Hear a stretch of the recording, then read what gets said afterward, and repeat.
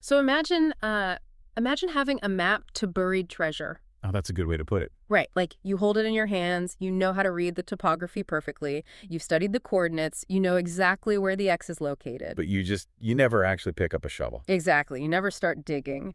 And that incredibly frustrating scenario is actually the reality for millions of financially literate people today. It's surprisingly common. It really is. Right. And you, the listener, you are the type of person who is inherently curious, someone who wants the deep knowledge, but you want it without the avalanche of jargon, which is exactly why you are here with us today. Yeah, we are taking a really fascinating stack of source material regarding the psychology of wealth. And we are going to extract the absolute most vital insights from it.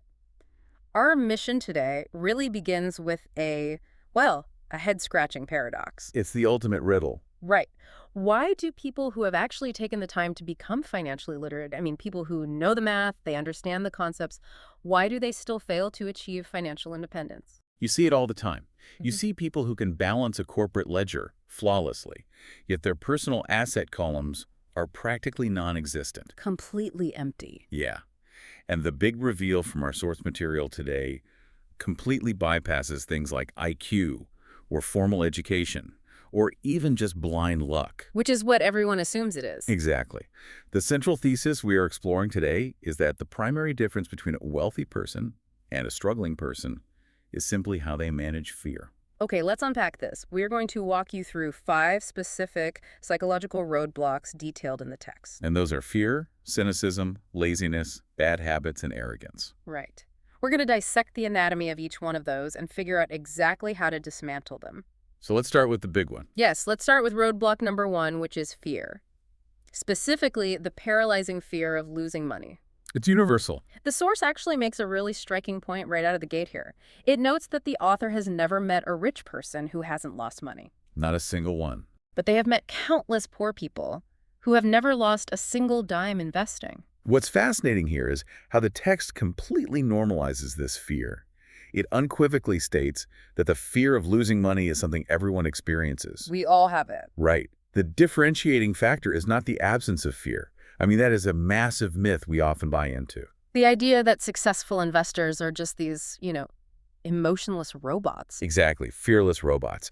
But the text argues that success is entirely dictated by how you handle the failure when it inevitably happens. There's this brilliant illustrative anecdote in the text about an emergency room nurse. Oh, the ER nurse. Yeah, I love this one. She is married to a friend of the author, and when this nurse is at work in the ER, it's absolute chaos. She sees blood, trauma, these massive life and death stakes, and she just flies into action. Completely fearless in that environment. Totally. But the moment the author brings up the concept of investing, she literally runs away. She's terrified. She is completely terrified of the concept of risking her capital. On the flip side, the author admits that the sight of blood makes him pass out cold. But in the high-stakes world of investing, he thrives. Right. It just goes to show that we are all heroes at something and we are all cowards at something else. So true. And if we connect this to the bigger picture, it tells us that financial phobia is fundamentally just a phobia. Like being afraid of spiders. Exactly. The text compares the fear of losing money to the fear of snakes. Neither is a moral failing, they are just psychological hurdles. And because it is a phobia, it can be managed. It can be mitigated. And the source actually offers 2 very distinct strategies for managing this fear. The first one is tailored for people who simply cannot stomach high risk. A safe route. Right, and that strategy is the antidote of time. Yes, the text gives us this simple, really memorable rhyme. If you hate risk and worry, start early. Start early. If taking a big leap makes your chest tight, the source says that letting time do the heavy lifting is absolutely your best option. And to illustrate that staggering power of starting early, the text brings up the historical purchase of Manhattan Island. I love this part. Let's actually break down the mechanics of that math. Because it's wild.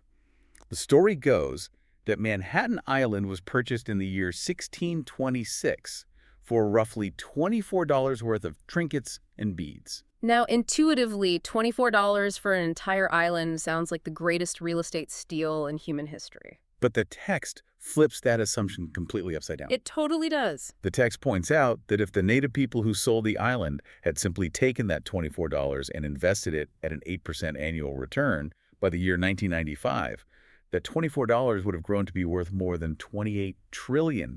Trillion. With a T. Trillion. I really want you to absorb that number. The text notes that with $28 trillion, you could repurchase all the real estate in modern-day Manhattan at market value and still have enough leftover cash to buy most of Los Angeles. That is the raw mathematical power of compound interest over time. It's mind-blowing. When you start early, the interest earns interest. And then that interest earns interest, creating an exponential curve that eventually just goes vertical. So for the person terrified of losing money, time is the ultimate safety net. It really is. But wait, let's play devil's advocate here for a second. What if you don't have 300 years? Right. Most of us don't. What if you are listening to this right now and you didn't start in your 20s? What if you are in your 40s or 50s? Or what if you just want to reach financial independence well before standard retirement age? The slow route isn't going to cut it. The safe, slow route of 8% over 50 years isn't going to get you there. This raises an important question, and it's exactly where the source shifts gears. If you want to accelerate your wealth and you don't have the luxury of endless time, you have to confront the fear of loss head on. You have to face it. You need to adopt what the text calls the Texas attitude. The Texas attitude? I find this psychological framework so interesting. The author recalls advice to observe how Texans operate. Because the stereotype is true. In Texas, everything is bigger. When they win massively. But crucially, when they lose, it is spectacular. Now, the text is very careful to clarify a key point right here. It's not that Texans enjoy losing. Nobody enjoys losing. There's a quote in the text, "Show me a happy loser and I'll show you a loser." Nobody likes the pain of a loss. What's fascinating here is the contrast the text draws regarding how society at large views failure versus how the Texas attitude views it. The text uses some pretty visceral imagery for this. It does. It describes people who live like roaches when it comes to money. They are terrified of having a light shown on their finances, whimpering over being shortchanged a few cents at the grocery store. The Texas attitude is the polar opposite. They're visibly proud when they win, but they also own their losses. They talk about them openly. There's a local saying quoted in the text, "If you're going to go broke, go big. You don't want to admit you went broke over a duplex." It sounds humorous, but the core message is profound. The greatest reason for a lack of financial success isn't a lack of opportunity. It is simply playing it too safe. People are so profoundly afraid of losing that they mathematically guarantee their own mediocrity. The text brings in a quote from the great NFL quarterback Fran Tarkenton. He said, "Winning means being unafraid to lose." The text points out how universally true this is across every discipline you can think of. You don't learn to ride a bike without falling down and scraping your knees repeatedly. Exactly. You will never find a professional golfer who hasn't hit a ball into a water hazard. You won't meet someone who has built a deep, lasting marriage, who hasn't experienced heartbreak or intense conflict along the way. Yet, when it comes to money, people expect to be the exception. They expect to win without ever taking a hit. The text diagnoses the ultimate problem for most people. The pain of losing money is far greater to them than the joy of being rich. Which leads to another great saying the text shares. Everyone wants to go to heaven, but no one wants to die. Everyone dreams of the financial heaven, the passive income, the freedom, the choices. But they are utterly terrified of the metaphorical death of losing some capital along the way, so they never embark on the journey. To really drive this point home, the source uses two powerful historical examples of how to process failure. The first one is the Alamo. Right. The text describes the Battle of the Alamo as a story of brave people who chose to fight despite knowing, objectively, there was no real hope of military success. They chose to face annihilation rather than surrender. And strictly speaking, it was a massive, tragic military defeat. They were decisively beaten. But how do Texans handle that failure? They don't bury it in the history books as a point of shame. They turn it into a rallying cry. Remember the Alamo. They took a catastrophic loss and transmuted it into inspiration. And, as the text notes with a bit of a smirk, they also turned it into a massive tourist destination that generates millions of dollars in revenue. They took a military loss and literally engineered a financial win out of it. The text emphasizes that winners don't bury their failures. They are galvanized by them. Failure inspires them to become smarter, faster, and more resilient. For winners, losing inspires them to practice harder and study more. For losers, losing simply defeats them and they quit the game entirely. That brings us to the second historical example, which is incredibly provocative. It really is. The author, who identifies as Japanese American, brings up the attack on Pearl Harbor. Culturally, many view Pearl Harbor as a massive American tragedy and a moment of severe vulnerability. But the author frames it as a massive Japanese mistake. If we connect this to the bigger picture of using failure as fuel, it is a perfect analogy. The text references the historical perspective often attributed to Japanese leadership at the time, capturing the realization of the gravity of their attack with the sentiment, "I'm afraid we have awakened a sleeping giant." Exactly. Remember, Pearl Harbor became the defining rallying cry of a generation? It took one of the nation's most devastating, shocking losses and turned it into the precise, burning motivation required to win a global conflict. That great defeat forged an incredible national strength. And as the text points out, it was the catalyst for emerging as a dominant world power. The text distills this into what it calls the biggest secret of winners. The secret that people who constantly struggle simply do not comprehend. And that is? Failure inspires winning. Because winners know that failure will only serve to make them sharper, they are not paralyzed by the fear of it. They might hate the sting of losing, but they are not fundamentally afraid of the arena. So, practically speaking, what does this mean for you, the listener, right now, looking at your own brokerage account or savings plan? The text directly critiques the way 90% of the public handles their finances. It argues that the main reason so many people struggle to break out of the middle class is because they play the game not to lose rather than playing to win. This is a crucial, defining distinction. Playing not to lose means going to a standard financial planner and buying what is universally praised as a balanced portfolio. Right, the text lists the usual suspects that make up this safe approach. Lots of cash parked in CDs, low-yield government bonds, broad mutual funds, and maybe a tiny smattering of individual blue-chip stocks. Conventional wisdom calls this responsible, safe, and sensible. But, and the text is very explicit about this, it warns that this is not a winning portfolio. It is the portfolio of someone playing a defensive game. Now, the source is fair. It acknowledges that this safe, balanced portfolio is mathematically better than what a large portion of the population does, which is saving absolutely nothing. It is a fine strategy for someone who absolutely prioritizes emotional safety above all else. But it makes a bold contrarian claim. Playing it safe and balanced is not how highly successful investors build massive wealth. The text says that if you have limited funds and you want to build significant wealth, you must be focused, not balanced. Balanced people go nowhere. They stay anchored in one spot to avoid falling over. You actually have to unbalance yourself to make progress. Right. It's like you have to physically throw your weight off center to take a step forward when you walk. The historical analogies the text uses here paint a very clear picture. It points out that Thomas Edison was not a balanced individual with a wide variety of moderate interests. He was fiercely, obsessively focused. Bill Gates didn't build Microsoft by being balanced. Donald Trump, George Soros, these figures achieved their outsized results through intense focus. My absolute favorite analogy in this section involves military strategy. The Patton one. Yes. The text points out that General George Patton didn't spread his tanks out wide in a perfectly balanced, mathematically even line across the battlefield. He focused them. He massed his armor together and blew right through the weak spots in the opposing line. You contrast that with the French military strategy prior to World War II, who went incredibly wide and perfectly balanced with the Maginot Line, a massive, spread-out defensive fortification. And as the text dryly notes, we all know how poorly that worked out for them. The balanced defense was simply bypassed. The actionable takeaway the text offers you here is a direct challenge to what you've likely been taught your whole life. The conventional wisdom for the middle class is, do not put all your eggs in one basket. Spread the risk. But the text advises the opposite for wealth building.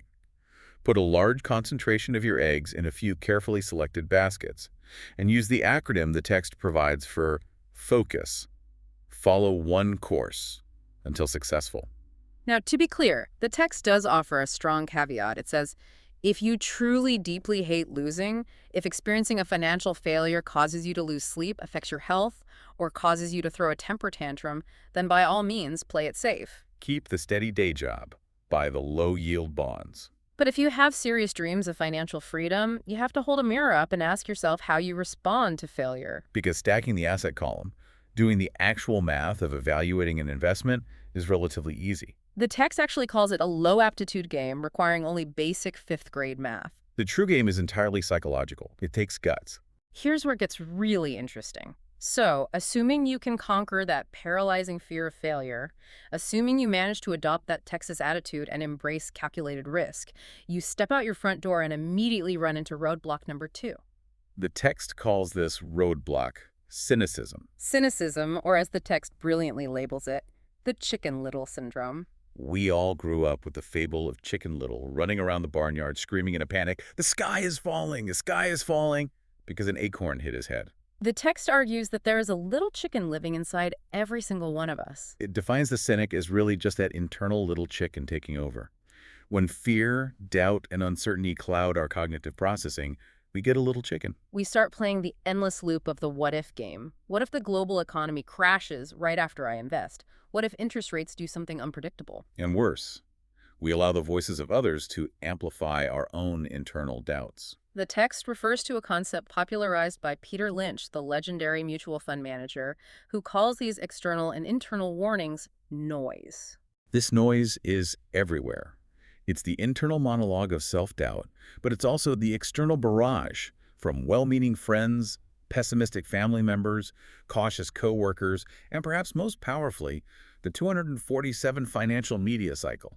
The text provides a rapid-fire list of historical examples showing how people react completely irrationally to this noise. The examples are a perfect study in evolutionary psychology. Our brains are hardwired for loss aversion. We pay far more attention to potential threats than potential opportunities. The text mentions the 1950s, when the threat of nuclear war was so deafening in the news cycle that people spent their hard-earned money building fallout shelters in their backyards and hoarding canned food. The text points out the tragic financial irony. If those people had taken the capital they buried in a concrete bunker and invested it wisely in the stock market, they would likely be phenomenally wealthy today. The text also points out how modern news cycles drive irrational economic behavior. It notes how reports of city violence immediately spike gun and security sales nationwide. Or how a single isolated incident of contaminated meat in one state causes health departments across the country to overreact. Or my personal favorite example of marketing leveraging noise. A pharmaceutical company runs a massive TV advertising campaign in February showing miserable people catching the flu. And miraculously, the reported instances of colds seem to go up, along with a massive spike in the sales of their cold medicine. What's fascinating here is the text's ultimate conclusion on the cost of this noise.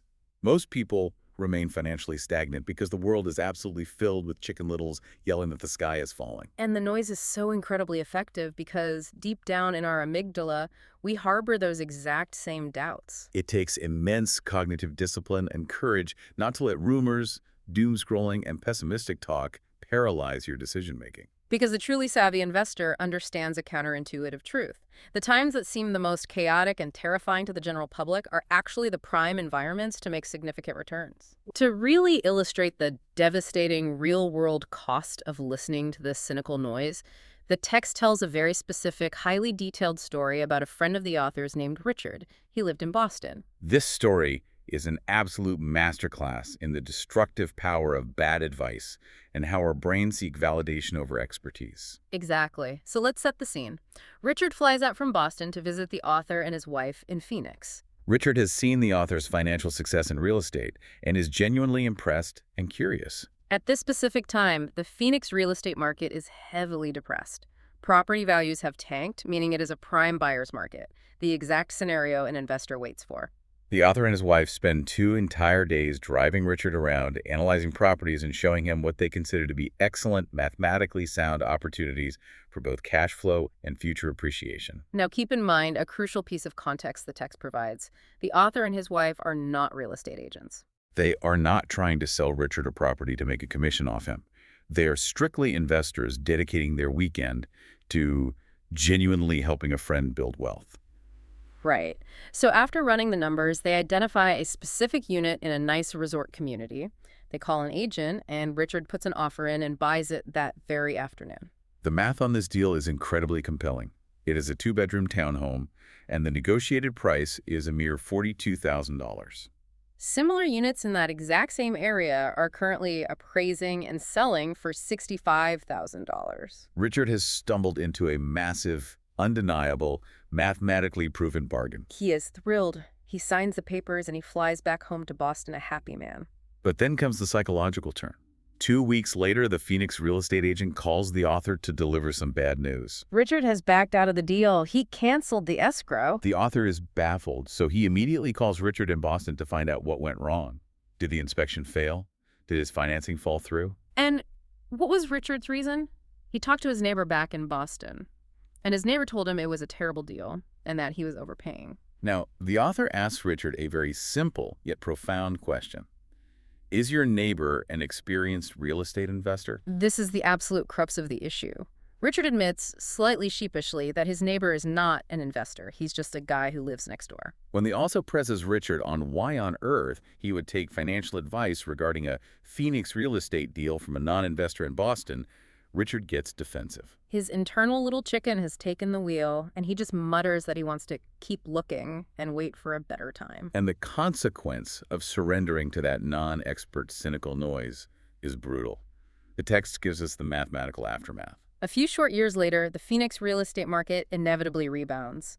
That exact little two-bedroom unit Richard walked away from is now renting out to tenants for $1,000 a month. And during the peak winter months when the snowbirds arrive, it fetches up to $2,500 a month in rent. The capital value of the unit itself jumps from the $42,000 Richard had locked in all the way up to $95,000. The text highlights the profound tragedy of the math here. All Richard was required to put down originally to secure that property was a $5,000 down payment. That $5,000 could have been his initial wedge to pry himself out of the daily grind. The cash flow alone would have been life-changing over a decade. But because he allowed the uninformed cynicism of a neighbor to trigger his own fear, today he still has done nothing. He is exactly where he started. The text calls this phenomenon buyer's remorse, noting that it is a natural psychological reaction that affects all of us after making a large commitment. But in Richard's case, he didn't analyze his remorse. He submitted to it, the little chicken won, and his chance at financial freedom evaporated. The author shares another fantastic personal example from the text regarding how people react to unfamiliar financial instruments, specifically tax lien certificates. Yes. The author explains that his portfolio strategy involves holding a portion of his liquid assets in tax lien certificates instead of traditional low-yield bank CDs. He casually mentions that he earns a 16% annual return on his money this way, which obviously completely blows away anything a savings account will ever offer. Wait, hold on. Before we go any further, I want to push pause because I think a lot of people listening might have heard the term tax lien certificate, but couldn't necessarily explain how it works at a dinner party. Let's make sure we really understand what the author is talking about here. That's a great point. Let's break it down simply. When a homeowner fails to pay their local property taxes, the local government still needs that tax revenue to fund schools, roads, and police. So the government will essentially take that tax debt and sell it to a private investor as a tax lien certificate. The investor pays the government the taxes owed. In exchange, the investor now holds a lien against the property, and the homeowner has to pay the investor back, plus a legally mandated, often very high interest rate. In the author's case, 16%. Okay, so what happens if the homeowner just never pays? Does the investor lose their money? That's the beauty of the mechanism. If the homeowner defaults entirely and never pays the back taxes plus interest, the investor who holds the lien can eventually foreclose and take ownership of the entire property for pennies on the dollar. So, as the author explains in the text, the formula makes them incredibly safe. They are secured by physical real estate and enforced by strict state law. The only real downside is that they lack liquidity. You tie your money up for a while, so the author simply treats them like 2 to 7 year CDs. Okay, so he's found this highly secure, legally mandated 16% return. But the punchline of the story is the reaction he gets from normal people when he talks about it. Almost every time he tells someone he holds his money this way, especially people who have their own money sitting in bank CDs barely beating inflation, they immediately tell him it is too risky. They practically lecture him on why he shouldn't do it. But here's the kicker. When he asks them where they got their information, they vaguely mention they read a scary article in a magazine once, or they heard a friend of a friend lost money. They have never actually bought a tax lien themselves, yet they feel perfectly confident telling someone who is successfully executing the strategy why it's a terrible idea. The text delivers a very stark, unambiguous warning here. Doubt is expensive. People who are consumed by doubt and cynicism are willingly accepting a severely degraded return on their capital just to purchase the illusion of safety. The doubts, the noise, the cynical neighbor, these are the invisible chains that keep people anchored to the middle class. The real world is overflowing with opportunities just waiting for you, but your own unexamined doubts cripple your ability to act. The text introduces a phenomenal cognitive framework from the author's mentor to combat this paralyzing noise. The mentor says, cynics criticize and winners analyze. If we connect this to the bigger picture of how the brain operates, it is a profound shift in mindset. Criticism is a defense mechanism. It literally blinds you. When you criticize an idea, you shut down your cognitive processing. You have dismissed it, so your brain stops looking for solutions. Analysis, on the other hand, forces your eyes open. Analysis requires effort. It allows winners to see the hidden variables that the critics are blind to and to find the lucrative opportunities that everyone else is walking right past. The text uses a hilarious, painfully common real-world excuse to illustrate this exact difference between criticizing and analyzing. The author believes real estate is a foundational wealth-building tool. But every time he mentions the benefits of real estate to an average person, he hears the exact same cynical, knee-jerk response. I don't want to fix toilets at 2 a.m. That is the ultimate textbook Chicken Little noise. Exactly. And the author's internal reaction is always, what on earth makes you think I want to fix toilets? The cynic is essentially declaring that avoiding the hypothetical scenario of a broken plumbing fixture is more important to them than achieving financial freedom. The author is trying to have a high-level conversation about exiting the rat race, generating passive income, and securing generational wealth. And the cynic's brain immediately hyper-focuses on a plunger. That specific thought pattern, criticizing the minor obstacle instead of analyzing the major opportunity, is what keeps people poor. And here is how the winner analyzes that exact same problem. The text states that I don't want actually hold the key to your success. The author analyzes the situation logically. Okay, I do not want to fix toilets, I acknowledge that.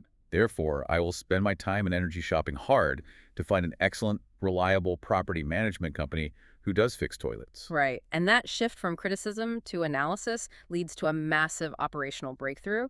By finding a great property manager, not only does the author insulate himself from ever touching a wrench, but his overall cash flow actually improves because the properties are run professionally. And even more importantly, inserting that manager into the equation allows the author to buy a lot more real estate, because his personal time is no longer a bottleneck consumed by maintenance tasks. The manager becomes the linchpin to a scalable system. The cynic lets the toilet stand as an insurmountable wall blocking their freedom. The analyst uses the toilet problem as a prompt to build a better business model. The text notes this exact same cynical behavior dictates how people treat the stock market. People boldly declare, I don't want to lose money in the market. Again, the author thinks, what makes you think I enjoy losing money? But instead of analyzing how to mitigate market risk, how to read trends, or how to hedge their bets, the cynic just slams their mind shut to the entire asset class, completely ignoring one of the most powerful wealth-generating vehicles in human history. The text gives us a great real-world story of how to combat the cynicism using actionable data. The author is riding in a car with a friend past a local gas station. This friend is a classic Chicken Little, a chronic worrywart. He sees the price of gas ticking up on the sign, and he immediately starts complaining. He whips out all these economic statistics and news articles he's read about why the global price of oil is going to skyrocket over the next few years and how it's going to ruin the economy. Now watch closely how the two entirely different mindsets process the exact same set of information. The cynic uses the data as fuel to complain, to worry, and to feel like a victim of macroeconomic forces. The analyst takes that exact same data and looks for the leverage point. Yes, the author doesn't argue with the data, he agrees with it. But instead of complaining, he goes home and immediately begins researching undervalued oil companies. He finds a small exploration company that his research indicates is sitting on massive, soon-to-be-tapped oil deposits. He pulls the trigger and buys 15,000 shares at a mere 65 cents a share. Fast forward 3 months later. He is driving by the exact same gas station with the exact same friend. The price of gas has gone up another 15%. The Chicken Little friend is still gripping the steering wheel, worrying and complaining about the cost of his commute. But the author is sitting in the passenger seat, smiling. Because that little oil company successfully hit oil, and his 15,000 shares jumped from 65 cents to over $3 a share. The cynic used his energy to complain about the problem. The analyst used his energy to profit from the trend. For listeners who still feel that internal anxiety, the text provides a very practical, mechanical tool for people whose inner little chicken is just terrified of the volatility of the stock market. It introduces the concept of a stop, or a stop-loss order. Right, a stop loss is simply a predetermined computer command you put in place the moment you buy a stock. It automatically triggers a sell order if the price of your stock drops to a certain specific level. It is a cold, emotionless, mechanical way to cap your downside and minimize your losses. You don't have to agonize over the decision. The computer does it for you. The text theorizes that if more of the general public simply understood the mechanics of how a stop loss worked, there would be millions more people investing to win instead of hiding their cash in savings accounts, investing not to lose. It is a phenomenal tool to externally mute the noise in your head. To wrap up this deep dive into cynicism, the text leaves us with the truly inspiring story of Colonel Harlan Sanders. At the age of 66, an age when society tells you to sit back and quietly fade away, he loses his business. He is trying to survive on a meager Social Security check, and he realizes it simply isn't enough to sustain him. So rather than complaining about the government or the economy, he hits the road, driving around the country trying to franchise his specific recipe for fried chicken to restaurant owners. And the text points out the sheer volume of rejection he faced. He was turned down 1,009 times before someone finally said yes. Think about the chorus of internal and external chicken littles he had to endure over 1,000 rejections. Yet he persevered and became a multimillionaire and a global icon at an age when most people have completely surrendered to their doubts. The text asks a great rhetorical question. How did Colonel Sanders deal with his doubts? How did he handle his little chicken? He fried it. Wow! He completely leveraged his rejection instead of shrinking from it. So, if you've managed to wrestle your own fear into submission and you've learned to tune out the cynical noise of the crowd, you might think you have a clear path forward. But there is a quieter, much more insidious trap waiting for you right inside your own daily routine. Which brings us to roadblock number 3, laziness. But the text defines laziness in a way that is profoundly counterintuitive. Yes, the paradox of laziness.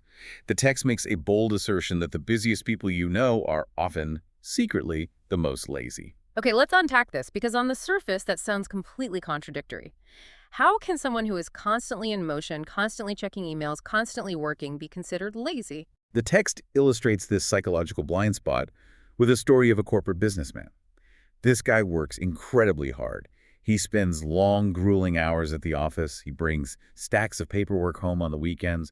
His phone is always ringing. He tells himself and everyone else that he's doing it all to be a good provider for his family. But one day, he comes home from the office, and the house is completely empty. His wife has left him and taken the kids. What's fascinating here is the psychological avoidance mechanism the text exposes. The man knew he and his wife were having deep systemic marital problems. The signs were there. But rather than sit down and do the incredibly difficult, emotionally taxing work of communicating, going to therapy, or fixing the relationship, he deliberately stayed busy at work. He used his sheer volume of tasks as a disguise, a socially acceptable way of avoiding a painful reality he did not want to face. And the tragedy compounds, because after his family leaves, his emotional state shatters, his work performance slips, and he eventually loses the very job he was hiding behind. The text applies this exact same behavioral pattern directly to how people handle their finances and their health. It observes that today, there are millions of people who claim they are simply too busy to study investing or take care of their wealth, and equally too busy to exercise or take care of their health. The root cause is the exact same as the businessman. They use the frantic pace of modern life as a shield to avoid confronting their lack of financial literacy or their physical decline. And the text points out a telltale sign. Deep down, they know they are hiding.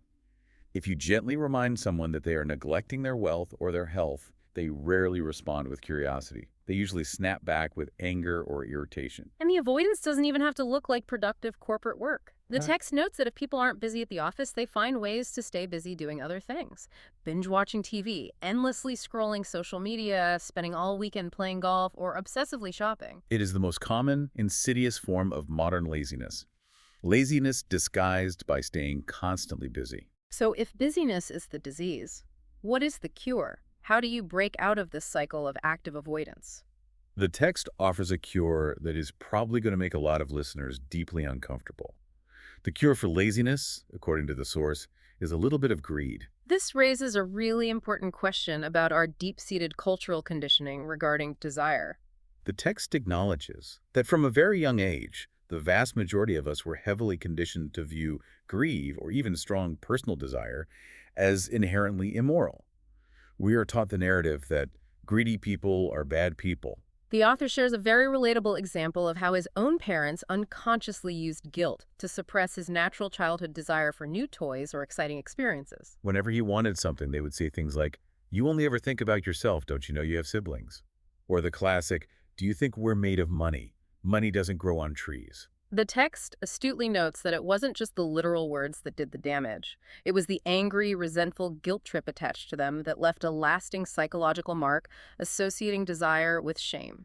And the text highlights the flip side of that parental dynamic, which is equally destructive to financial growth. Hmm. The martyr guilt trip. The parent who constantly sighs, "I am sacrificing my entire life to buy this for you." The text provides a vivid, cautionary example of a neighbor of the author's. This neighbor is practically broke, lives paycheck to paycheck, and has absolutely zero capital saved for his kids' college or his own retirement. But if you look in his garage, it is so overflowing with expensive toys, bikes, and gadgets for his kids that he can't even park his car in it. The neighbor's rationale is, I don't want my kids to ever know the feeling of want. He takes his family on lavish vacations to Las Vegas, financing the entire trip on a high-interest credit card, proudly stating he is doing it for the kids with great personal sacrifice. But the text pierces right through this narrative. He isn't being noble. He is sacrificing his own long-term security to artificially suppress the natural, motivating feeling of desire in his children. He is teaching them that things just appear without effort or financial planning. To counteract this deeply ingrained conditioning, the text introduces a powerful linguistic shift that the author's wealthy mentor ruthlessly enforced, The mentor absolutely forbade his children and the author from ever using the phrase, "I can't afford it." which ironically is the exact phrase the author heard constantly in his own home growing up.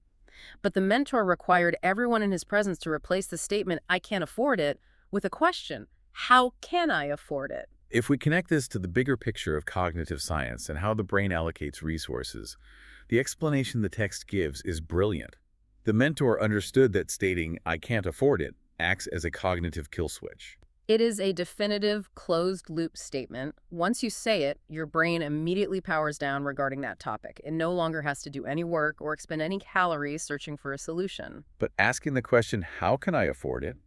pries the brain open. It forces your subconscious to engage, to run scenarios, and to actively search for creative financial solutions. The text delves even deeper into the internal psychology of this linguistic habit. It argues that saying, I can't afford it, is, at its core, a lie, and your human spirit intrinsically knows it's a lie. The text posits that the human spirit is incredibly powerful and inherently knows it is capable of accomplishing practically anything if sufficiently motivated. So when your lazy, avoidance-seeking mind flatly declares, I can't afford it, an internal war breaks out inside your psyche. Yes, the dynamic spirit is screaming, "I am sick and tired of struggling. Let's figure this out. Let's get out there and build wealth." But the lazy, conditioned mind aggressively fights back with an arsenal of excuses. Rich people are greedy. It's not safe to invest.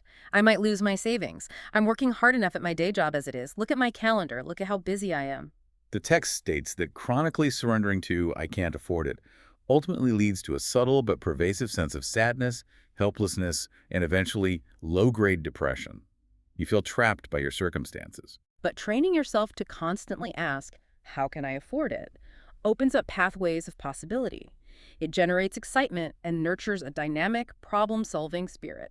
The mentor in the text wasn't actually concerned with what his kids wanted to buy.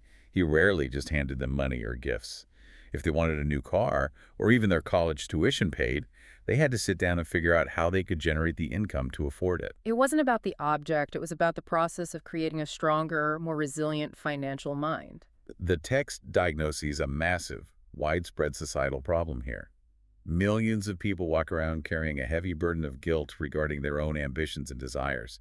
When the author finally decided he wanted to exit the corporate rat race entirely, he didn't tell himself it was impossible. He simply asked his brain, how can I afford to never work a traditional job again? And his brain, trained by years of this habit, started kicking out viable solutions. But he openly notes that the absolute hardest part of the process wasn't the math. It was fighting the internal dogma he was raised with, the societal messaging that prioritizing his own financial freedom was somehow selfish. So to fundamentally beat laziness, the text tells you to aggressively tune into everyone's favorite radio station, WII-FM. What's in it for me? It demands that you stop hiding behind your busyness, sit down in a quiet room, and confront your desires. Ask yourself, what would my daily life genuinely look like if I never had to clock in to work again? What passions would I pursue if I had all the capital I needed? You have to intentionally stoke the fire of that desire to burn away the laziness of avoidance. The text makes a profound, almost philosophical point here about human advancement. Without that little bit of greed, that innate drive of what's in it for me, human progress grinds to a halt. Our entire civilization moves forward precisely because humans desire a better standard of living.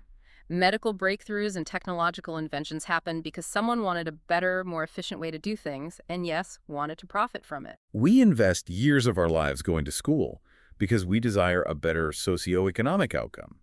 So when you find yourself actively avoiding something you know you desperately need to do, like sitting down and auditing your finances, you have to leverage that desire. You have to ask, what's in it for me if I fix this? Now, the text is careful to maintain some balance. It states that too much greed, like anything taken to an extreme excess, is obviously toxic and destructive. But it directly counters the paralyzing fear of greed with a powerful quote from the mentor. Guilt is worse than greed, for guilt robs the body of its soul. And it wraps up the exploration of laziness with a fantastic quote from Eleanor Roosevelt, which perfectly summarizes how to handle the inevitable judgment from others when you start prioritizing your own success. Do what you feel in your heart to be right, for you'll be criticized anyway. You'll be damned if you do and damned if you don't. So the prescription is clear. Use a healthy dose of personal greed to cure your laziness. So, let's say you are tracking with us perfectly. You've handled your fear of loss, you've learned to ignore the cynical Chicken Little, and you've utilized a little greed to cure your avoidance and laziness. But here is the brutal truth. None of that intellectual progress matters one bit if your daily routine is toxic. That brings us to roadblock number 4, bad habits. The core information presented here acts as a stark reality check for anyone who thinks reading a book is enough. The text boldly asserts that our actual lived reality is a reflection of our daily habits far more than it is a reflection of our formal education or intellectual understanding. The text uses a great, highly visual example to cement this idea. Think about Arnold Schwarzenegger in his prime. A group of guys are sitting on a couch watching the movie Conan the Barbarian. One guy looks at the screen and sighs, saying he'd love to have a physique like Schwarzenegger's. Another guy chimes in and points out a historical fact. Arnold wasn't born looking like a Greek god. He was actually a fairly puny, skinny kid in Austria, but he developed the relentless daily habit of working out in the gym, pushing heavy weights almost every single day for years. And how does the cynical, lazy guy on the couch respond to that truth? Nah, I bet he was just born with great genetics. Let's stop talking about Arnold and go get some beers from the fridge. Exactly. It perfectly illustrates how our ingrained habits dictate our behavior, which in turn dictates our reality.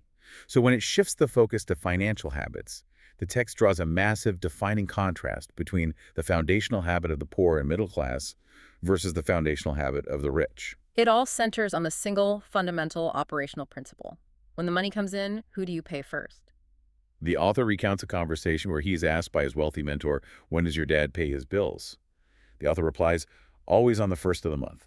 The mentor then asks the critical follow-up. And does he have anything left over after the bills are paid?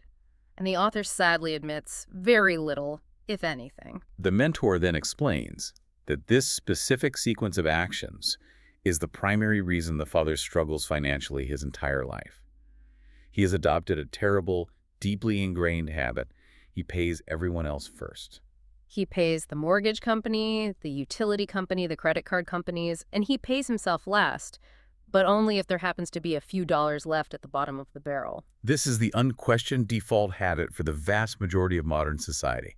You get your paycheck, you immediately pay the mortgage, you pay the car loan, you pay the government taxes, you pay the grocery store, and if you were lucky enough to have a surplus at the end of the month, maybe you move a little into a savings or investment account. The text defines this as paying yourself last. But the mentor, who serves as the rich dad figure in the text, operates on the exact opposite principle. He tells the author, "I firmly believe in paying my bills on time. I'm not a deadbeat. I just make sure that I pay myself first, before I pay the bank, and even before I pay the government." Now, the obvious screaming question immediately arises, and thankfully the author asks it directly in the text. What happens if you don't have enough money to cover everything? What do you do then? Right. I want to push back on this heavily because practically speaking, if I decide to take my paycheck and put it into my asset column and then I don't have enough left to pay my mortgage, the bank doesn't care about my financial philosophy.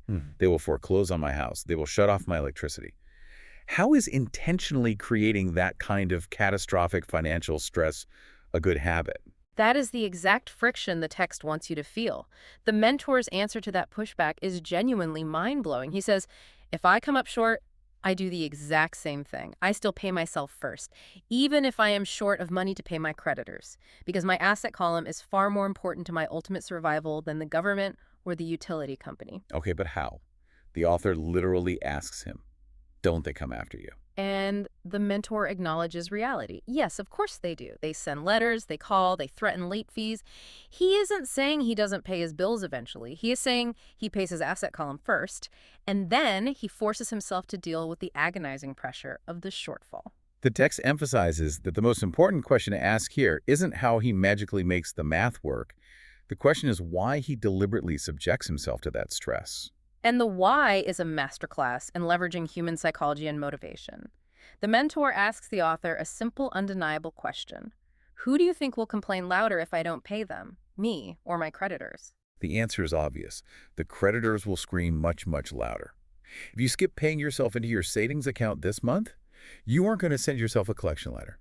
You aren't going to yell at yourself. You will just quietly, passively accept the loss and promise to do better next month. Right. So, by forcing the habit of paying his asset column first, the mentor intentionally creates a massive amount of external pressure. The pressure of owing the taxman and the credit card companies becomes so intense that it forces him to get off the couch and seek out other forms of income. The external pressure becomes the internal motivation. The text explains that to avoid the pain of having these creditors yelling at him, the mentor has historically worked extra side jobs, started entirely new companies, executed trades in the stock market. He hustled and did whatever it took to generate the extra cash to cover the bills. That intense pressure forced him to work harder, forced his brain to think of creative solutions, and ultimately made him vastly smarter and more active when it came to money. The text makes a definitive claim. If he had utilized the standard habit of paying himself last, he would have felt absolutely no pressure during those lean months, but he would have ended up completely broke and dependent on a single paycheck.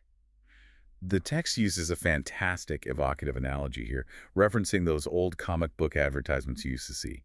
It compares government tax collectors and general corporate creditors to big, muscular bullies on a beach. And it asks if you know the classic story of the 98-pound weakling who gets sand kicked in his face by the bully and is too weak to do anything about it. Most of the public acts exactly like that 98-pound weakling. They immediately give in to the bullies. They dutifully pay the bill collectors first to avoid confrontation, and they never pay themselves. As a result, they let the bullies kick sand in their faces their entire lives, always living in fear of the next bill. But the mentor decides to use the fear of the bully to force himself to get stronger. This is a profound, paradigm-shifting reframing of financial stress. The mentor says that forcing himself to figure out how to generate extra income to pay those aggressive bills is exactly like going to the gym and lifting heavy weights. The more he works his mental money muscles under pressure, the stronger and more capable he gets. And once he has built that financial strength and immense earning capacity, he is no longer afraid of the bullies. He can handle anything they throw at him. So the formula the text outlines is clear, even if it's uncomfortable. If you establish the non-negotiable habit of paying yourself first, you are lifting the weights. You get financially and mentally stronger over time. But if you maintain the habit of paying yourself last, or not at all, you remain the 98-pound weakling forever. Your financial muscles atrophy, and bosses, corporate managers, tax collectors, and landlords will be able to push you around and dictate the terms of your entire life, simply because you lack the strength of good money habits. They can act as ruthless personal trainers for your wealth, but only if you have the discipline to put yourself at the very front of the line when the money comes in. It is a highly controversial, but undeniably powerful psychological mechanism. Which brings us to the fifth and final roadblock detailed in the text. We have systematically conquered fear, we've tuned out cynicism, we've cured laziness, and we've rewired our bad habits. What invisible force is left that could possibly sabotage us? Arrogance. Arrogance. Now, the text addresses this final roadblock relatively quickly, but it does so with incredible sharpness. The mentor delivers a defining cutthroat quote regarding ego. What I know makes me money. What I don't know loses me money. Every single time I have been arrogant, I have lost money. Because when I'm arrogant, I truly believe that what I don't know is not important. If we really break that down, arrogance in the context of wealth building is essentially a toxic, highly combustible combination of ego and ignorance. The text points out how frequently and how disastrously people use arrogance as an intellectual shield to hide their own lack of foundational knowledge.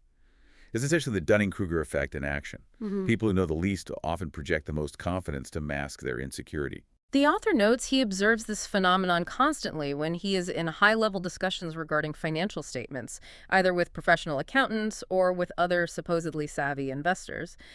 He watches them try to bluster, bluff, and ego-trip their way through complex discussions. Because he understands the math, he can tell immediately that they have absolutely no idea what they're actually talking about. The text says they aren't necessarily maliciously lying, but they definitively aren't telling the truth. They're just loudly spouting off memorized sales pitches and buzzwords like desperate used car salesmen, hoping volume and confidence will mask their incompetence. In our culture, money and ego are so tightly intertwined. Admitting you don't understand a financial concept feels like admitting a profound personal failure. But the actionable advice the text provides here is surprisingly simple and deeply grounding. It acknowledges that there are many people in the professional financial industry who are essentially actors. They have absolutely no idea what they're talking about. So when you are at the table and you realize that you are genuinely ignorant on a specific subject or investment vehicle, immediately drop the arrogance. Put the shield down. Do not try to bluster your way through the conversation to save face. Just admit it out loud and start educating yourself. The vulnerability of saying, I don't understand this, explain it to me, is the first step to mastery.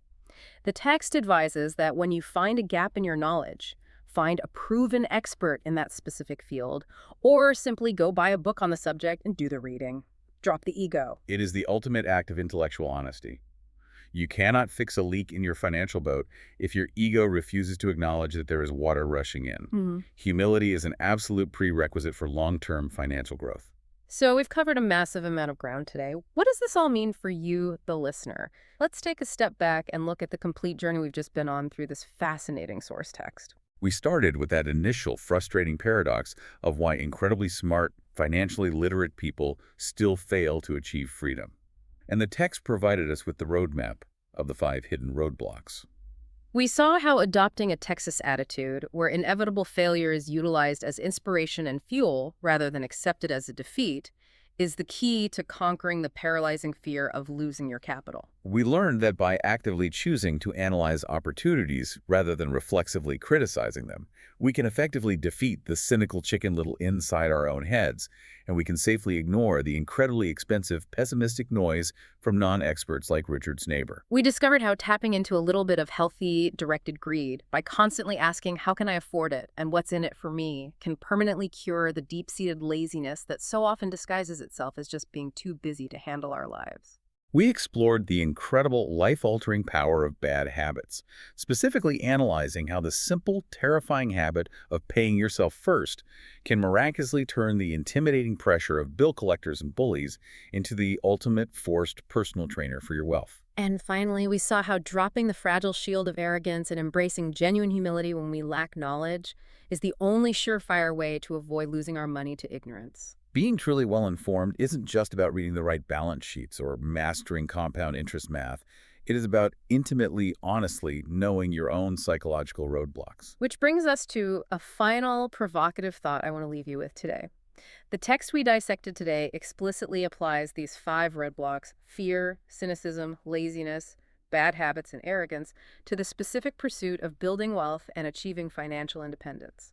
But as we've discussed, human psychology is profoundly universal. It doesn't neatly clock out when you leave the bank or close your brokerage app. So I want you to look at your life right now, outside of your finances. Look at your personal relationships. Look at your career trajectory. Look at your own internal personal growth. Which of these 5 invisible forces is currently holding you back in those specific areas? Are you playing not to lose in your career, clinging to a safe job you hate? Is a cynical, critical internal voice keeping you from fully committing to a vulnerable relationship? Are you using the excuse of busyness to avoid a difficult conversation with someone you love? The math of life is relatively easy to understand. It's the attitude required to execute it that takes guts. Thank you for diving deep with us today.